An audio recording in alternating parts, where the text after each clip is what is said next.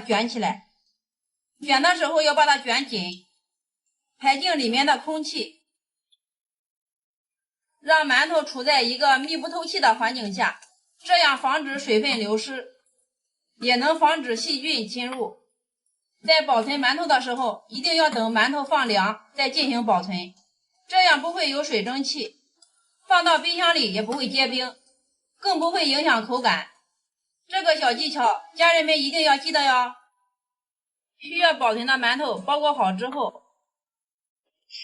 再取一个干净的塑料袋，把需要保存的馒头放到袋子里，也不要放太多。放好之后，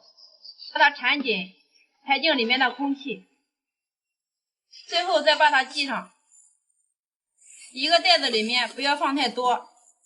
把它分开放，这样吃的时候拿出来比较方便。